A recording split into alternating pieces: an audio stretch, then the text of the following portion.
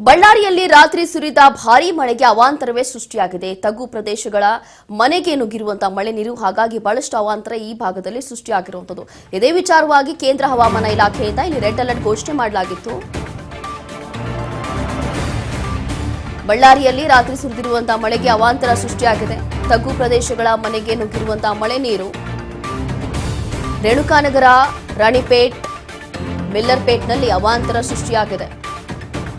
ಹಳೆ ತಾಲೂಕು ಕಚೇರಿ, post office ಹತ್ರ ನಡೆದಿರುವಂತಹ ಘಟನೆ ಇದು. ಸಬ್ ರಿಜಿಸ್ಟ್ರಾರ್ ಕಚೇರಿ ಆವರಣ ಕೂಡ ಜಲಾವೃತ ಆಗಿದೆ. ಹಳೆ ತಾಲೂಕು ಕಚೇರಿ ಆವರಣದಲ್ಲಿರುವಂತಹ 7 ಸರ್ಕಾರಿ ಕಚೇರಿಗಳು, ಪೊಲೀಸ್ ಠಾಣೆಗೆ ಹೋಗುವಂತಹ ಜನರು ಹಾಗೂ ಸಿಬ್ಬಂದಿ ಈ ಮಳೆಯಿಂದ ಪರದಾಡಿದ್ದಾರೆ. ಜಿಲ್ಲಾಧಿಕಾರಿ ಮುಂಭಾಗವೇ ಇರುವಂತಹ ಹಳೆ ತಾಲೂಕು ಕಚೇರಿ ಇದು. ರಾಜ್ಯದಲ್ಲಿ ಮುಂಗಾರು ಅಬ್ಬರ ಈಗ ಆರಂಭ ಆಗಿದೆ. ಬಳ್ಳಾರಿಯಲ್ಲಿ ರಾತ್ರಿ ಸುರಿದಿರುವಂತಹ ಮಳೆಗೆ ಹಲವು ಭಾಗಗಳಲ್ಲಿ ಜಲಾವೃತ ಆಗಿದೆ. ತಗ್ಗು ಪ್ರದೇಶಗಳ ಮನೆಗಳಿಗೆ ನುಗ್ಗಿದೆ ಮಳೆ ನೀರು. ರೇಣುಕಾನಗರ ಇರಬಹುದು, ರಾಣಿಪೇಟ್, ಹಲವು ನಗರಗಳಲ್ಲಿ ಈ ರೀತಿಯಾಗಿ ಜಲಾವೃತ ಆಗಿದೆ. ಸಬ್ ರಿಜಿಸ್ಟ್ರಾರ್ ಕಚೇರಿ ಆವರಣದಲ್ಲೂ ಕೂಡ ಈ ರೀತಿಯಾಗಿ ಮಳೆ ನೀರು ನಿಂತು ಜಲಾವೃತಗೊಂಡಿರುವಂಥದ್ದು. ಈಗಾಗಲೇ ಬಳ್ಳಾರಿ ಭಾಗದಲ್ಲಿ ರೆಡ್ ಅಲರ್ಟ್ ಅನ್ನ ಘೋಷಣೆ ಮಾಡಿದ್ರು. ಈ ಹಿಂದೆ ಜೂನ್ ಆರಂಭದಲ್ಲೇ ಇಲ್ಲಿ ಸಿಕ್ಕಾಪಟ್ಟೆ ಮಳೆ ಆಗುತ್ತೆ ಅಂತ ಹೇಳಿ ಹವಾಮಾನ ಇಲಾಖೆ ವರದಿ ಕೊಟ್ಟಿತ್ತು. ಅದರಂತೆ ಈಗ ರೆಡ್ ಅಲರ್ಟ್ ಕೂಡ ಘೋಷಣೆ ಮಾಡಲಾಗಿದೆ ಈ ಒಂದು ಭಾಗದಲ್ಲಿ. ಈಗ ನಿನ್ನೆ ಸುರಿದಿರುವಂತಹ ಭಾರೀ ಮಳೆಯಿಂದ ಇಷ್ಟೆಲ್ಲ ಅವಾಂತರಗಳು ಈ ಭಾಗದಲ್ಲಿ ಸೃಷ್ಟಿಯಾಗಿದೆ. ದೃಶ್ಯಗಳಲ್ಲಿ ನೋಡ್ತಾ ಇದ್ದೀವಿ.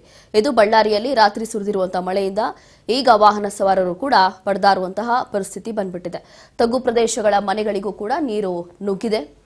ಜೊತೆಗೆ ರೇಣುಕಾನಗರ, ರಾಣಿಪೇಟ್, ಅದರ ಜೊತೆಗೆ ಬಳ್ಳಾರಿಯಲ್ಲಿ ಹಲವು ನಗರಗಳಲ್ಲೂ ಕೂಡ ಭಾರೀ ಮಳೆಯಿಂದ ಅವಾಂತರವೇ ಸೃಷ್ಟಿಯಾಗಿರುವಂಥದ್ದು. ಈಗಾಗಲೇ ಜೂನ್ ಆರಂಭದಲ್ಲೇ ಮುಂಗಾರು ಅಬ್ಬರ ಜೋರಾಗಿರುತ್ತೆ ಅಂತ ಹೇಳಲಾಗ್ತಾ ಇತ್ತು. ಕೇಂದ್ರ ಹವಾಮಾನ ಇಲಾಖೆ ಇದ್ರ ಬಗ್ಗೆ ಮಾಹಿತಿ ಕೂಡ ಕೊಟ್ಟಿದ್ದು, ಸೂಚನೆ ಕೂಡ ಕೊಟ್ಟಿದ್ರು. ಅದರಂತೆ ಈಗ ಆರಂಭ ಆಗಿರುವಂತಹ ಮಳೆಯಿಂದ ಇಷ್ಟೆಲ್ಲ ಅವಾಂತರಗಳು ಸೃಷ್ಟಿಯಾಗ್ತಾ ಇದೆ. ಜಿಲ್ಲಾಧಿಕಾರಿ ಕಚೇರಿ ಮುಂಭಾಗವೇ ಇರುವಂತಹ ಹಳೆ ತಾಲೂಕು ಕಚೇರಿ ಮುಂಭಾಗದಲ್ಲೂ ಕೂಡ ಇಷ್ಟೊಂದು ಮಳೆಯಿಂದ ಅವಾಂತರ ಸೃಷ್ಟಿಯಾಗಿದೆ. ಹೀಗೆ ಬಳ್ಳಾರಿಯಲ್ಲಿ ರಾತ್ರಿ ಸುರಿದಿರುವಂತಹ ಮಳೆಯಿಂದ ಆಗಿರುವಂತಹ ಅವಾಂತರ ಕೇವಲ ಬಳ್ಳಾರಿಯಲ್ಲ, ಹಲವು ಭಾಗಗಳಲ್ಲೂ ಕೂಡ ನಿನ್ನೆ ರಾತ್ರಿ ಭಾರೀ ಮಳೆ ಆಗಿತ್ತು. ಭಾರೀ ಮಳೆ ಆಗಿರುವಂತಹ ಕಾರಣ ಇಷ್ಟೆಲ್ಲ ಅವಾಂತರಗಳು ಈಗ ಸೃಷ್ಟಿಯಾಗಿದೆ. ಹೀಗೆ ಬಳ್ಳಾರಿಯಲ್ಲಿ ನಿನ್ನೆ ಆರಂಭ ಆಗಿರುವಂತಹ ಮಳೆಯಿಂದ ಜೂನ್ ಆರಂಭದಲ್ಲೇ ಭಾರೀ ಮಳೆ ಆಗುವಂತ ಸಾಧ್ಯತೆ ಇದೆ ಅಂತ ಹೇಳಿ ಹವಾಮಾನ ಇಲಾಖೆ ಸೂಚನೆ ಕೊಟ್ಟಿತ್ತು. ಅದರಂತೆ ಇಲ್ಲಿ ಶಾಲಾ ಕಾಲೇಜುಗಳಿಗೂ ಕೂಡ ಒಂದು ರೀತಿಯಾಗಿ ಎಚ್ಚರಿಕೆಯನ್ನ ಕೊಡಲಾಗಿತ್ತು. ಅದರ ಜೊತೆಗೆ ರೆಡ್ ಅಲರ್ಟ್ ಕೂಡ ಘೋಷಣೆ ಮಾಡಿದ್ರು. ಹಾಗಾಗಿ ಅದರಂತೆ ಈಗ ಬಳ್ಳಾರಿಯಲ್ಲಿ ಆಗ್ತಾ ಇರುವಂತಹ ಭಾರೀ ಮಳೆಯಿಂದ ಇಷ್ಟೆಲ್ಲ ಅವಾಂತರ ಸೃಷ್ಟಿಯಾಗಿದೆ. ಮತ್ತಷ್ಟು ಡೀಟೇಲ್ಸ್ ಕೊಡ್ತಾರೆ ನಮ್ಮ ಪ್ರತಿನಿಧಿ ನಾಗರಾಜ್. ಈಗ ನಿನ್ನೆ ರಾತ್ರಿ ಆಗಿರುವಂತಹ ಮಳೆಯಿಂದ ಇಲ್ಲಿ ಜಿಲ್ಲಾಧಿಕಾರಿ ಕಚೇರಿ ಮುಂದೆನೆ ನೀರು ನಿಲ್ತಾ ಇದೆ ಅನ್ನೋದು ಕೂಡ ಗೊತ್ತಾಗ್ತಾ ಇದೆ. ಇನ್ನು ಹೇಗಿದೆ ಪರಿಸ್ಥಿತಿ, ಯಾವ ಕ್ರಮ ತಗೊಳ್ಬಹುದು ಈಗ?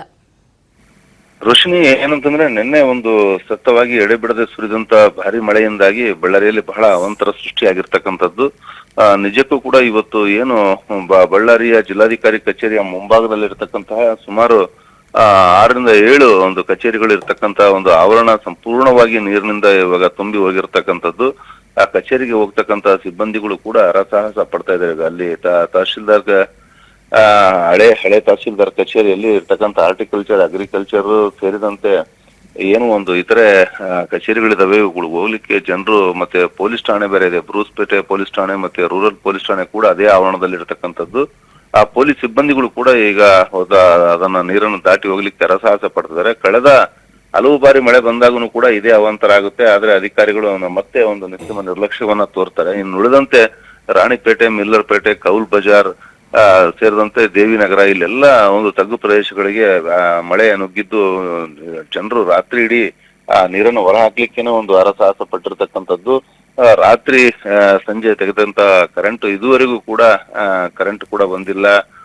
KEB ಕಚೇರಿಗಳಿಗೂ ಕೂಡ ನೀರು ನುಗ್ಗಿರ್ತಕ್ಕಂಥದ್ದು. ಒಟ್ಟಾರೆಯಾಗಿ ಈ ಅಂಡರ್ ಪಾಸ್ಗಳಲ್ಲೂ ಕೂಡ ವೆಹಿಕಲ್ಗಳು ಓಡಾಡ್ಲಿಕ್ಕೆ ಸಾಧ್ಯವಾಗದಂತ ನೀರು ರಾತ್ರಿ ಎಲ್ಲ ಹರಿದಾಡ್ತಾ ಇತ್ತು.